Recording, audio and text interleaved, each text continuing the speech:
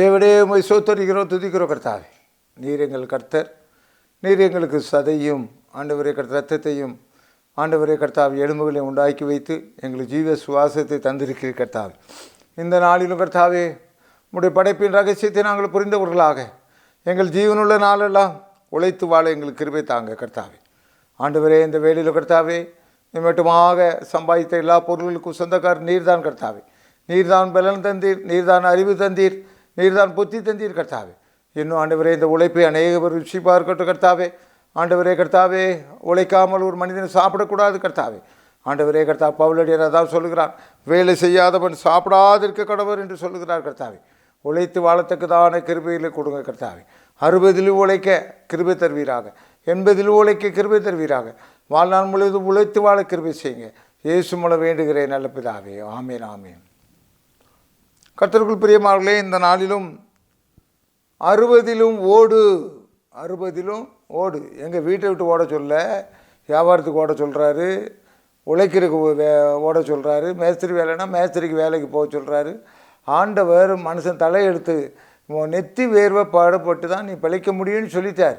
அப்புறம் அதை நீ மாற்ற முடியாது. இந்த நாளிலும் பாருங்கள் கர்த்தருக்குள் பிரியமானவர்களே, படி படி பைபிள் படி, பிடி பிடி ஆப்பிள் பிடி, படி படி பைபிள் படி, பிடி பிடி ஆப்பிள் படி, தடி தடி ஜெப தடி, ஓடி ஓடி சாத்தான் தாடி, வடி வடி வசனம் வடி, வெடி வெடி பெரிய வெடி, படி படி பைபிள் படி, பிடி பிடி ஆப்பிள் பிடி, மூடி மூடி அன்பில் மூடி, செடி செடி ஓங்கி வளரும்படி, மூடி மூடி அன்பில் மூடி, செடி செடி ஓங்கி வளரும்படி, தேடி தேடி இயேசுவை தேடி, குவி கோடி கோடி வீட்டில் கோடி, படி படி பைபிள் படி, பிடி பிடி ஆப்பிள் பிடி, மூடி மூடி பாவத்தை மூடி, தேடி தேடி நரகம் தேடி, பாடி பாடி இயேசுவை பாடி, போடி போடி மோட்சம் போடி, மூடி மூடி பாவத்தை மூடி, தேடி தேடி நரகம் தேடி, பாடி பாடி இயேசுவை பாடி, போடி போடி மோட்சம் போடி. 60 ஓடு. பிரசங்கி 11ஆம் அதிகாரம் 1-4 வரை. உன் ஆகாரத்தை தண்ணீர்கள் மேல் போடு, அநேக நாட்களுக்கு பின்பு அதன் பலனை காண்பாய். 7 பேருக்கும் 8 பேருக்கும் பங்கிட்டு கொடு. பூமியின் மேல் என்ன ஆபத்து நேரிடுமோ உனக்கு தெரியாது. மேகங்கள் நிறைந்ததால் மழையை பூமியின் மேல் பொழியும். மரமானது தெற்கே விழுந்தாலும் வடக்கே விழுந்தாலும் விழுந்த இடத்திலே கிடக்கும். காற்றை கவனிக்கிறவன் விதைக்க மாட்டான், மேகங்களை நோக்குகிறவன் அறுக்க மாட்டான். அருமையானவர்களே, அந்த நாளிலும் 60 ஓடு. எனக்கு தெரிஞ்சு கர்த்தருக்குள் பிரியமானவர்களே, அந்த ஆளுக்கு 2 வாரத்துக்கு முந்தி தான் எங்கள் வீட்டுக்கு வந்திருந்தார். ஒரு 80 வயசு இருக்கும். அழகாக எலக்ட்ரிக்கல் வேலை எல்லாம் பண்ணுறார். நல்லா முடித்தார், தெளிவாக முடித்தார். அவர் கேட்ட கூலியும் ரொம்ப கம்மியாக தான் இருந்துச்சு. முடிஞ்ச பிறகு உட்கார வச்சு பேசினேன். ஐயா உங்களுக்கு எத்தனை பிள்ளைகள் என்னென்னு கேட்டேன். அப்போ அவர் சொன்னார், என் பெரிய பையனுக்கு 58 வயசு ஆகுது, எனக்கு இப்போ 80 வயசு ஆகுது. 22 வயசில் 20 வயசுலலாம் எனக்கு கல்யாணம் ஆச்சு. பெரிய பையனுக்கு 58 வயசு. என்னையா அப்புறம் நீங்கள் ஏன் வேலைக்கு வந்தீங்க?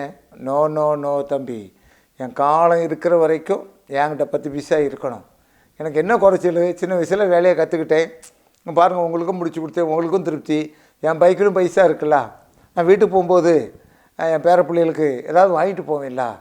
பாருங்கள் கர்த்தருக்குள் பிரியமானவர்களே, உன் ஆகாரத்தை தண்ணீர்கள் மேல் போடு அப்படின்னா என்ன அர்த்தம்?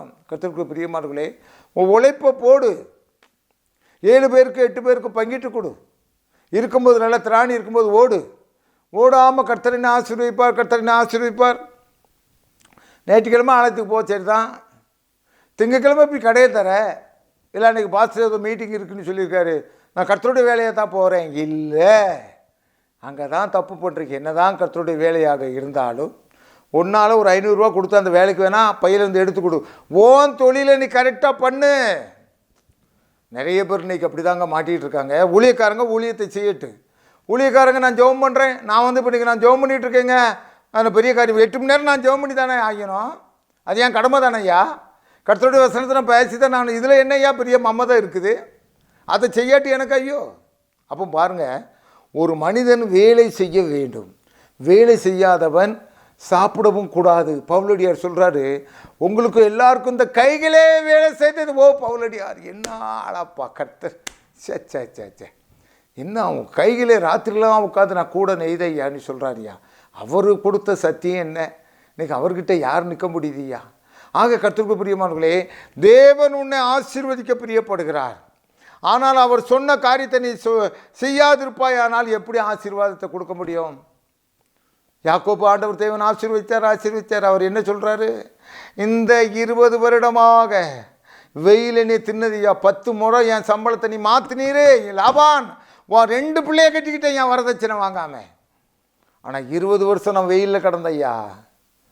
இப்போ தான் அந்த 2 பரிவாரங்களுக்கு நான் ஆளாயிருக்கு. 20 வருஷம் வெயில் என்னை பச்சித்தது அவருடைய ரிப்போர்ட்டு.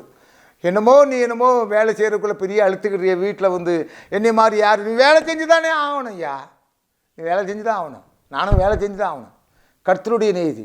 இதை விட்டுட்டு நான் இஷ்டப்படி அலைவேன், எனக்கு அந்த வேலை தான் வேணும், இந்த வேலை, எந்த வேலைனாலும் செய்யா, வருமானத்தை வீட்டுக்கு கொண்டா, உன் கையில் காசு பொருளிட்டு எல்லாரும் வேலை செய்து பாடுபட வேண்டும் என்பது தேவனுடைய நீதியாக இருக்கிறது. பாருங்கள், வேதம் திட்டவட்டமாக சொல்லுகிறது. என்ன ஒரு காரியத்தை நான் கொடுக்குறேன், இதெல்லாம் யார் கொடுக்குறேன்னா சோம்பேறிகளுக்கும், வேதத்தை கையில் எடுத்து வச்சுக்கிட்டு வேலை செய்ய மனசு இல்லாமல் சாப்பிட நினைக்கிற உனக்கு தான் அந்த சத்தியம். சும்மா பைபிள் எடுத்து சுற்றிட்டு அலையாத. வேலை இருக்கும்போது வேலையை செய்ய.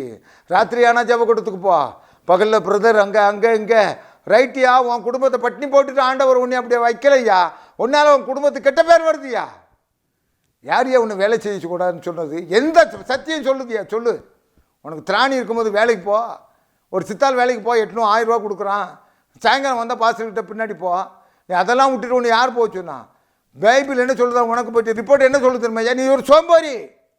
இங்கே வேதம் சொல்லுகிறது, நீதிமொழிகள் 6ஆம் அதிகாரம் 6லேருந்து வாசிக்கிறேன். சோம்பேறியை நீ எறும்பினிடத்தில் போய் அதன் வழிகளை பார்த்து ஞானத்தை கற்றுக்கொள்.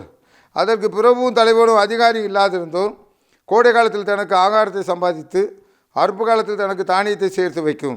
சோம்பேறியை நீ எவ்வளோ நேரம் படுத்திருப்பாய், எப்பொழுது உன் தூக்கத்தை விட்டு எழுந்திருப்பாய். இன்னும் கொஞ்சம் தூங்கட்டும், இன்னும் கொஞ்சம் உறங்கட்டும், இன்னும் கொஞ்சம் கைமடி கொண்டு நித்திரை செய்யட்டும் என்பாயோ.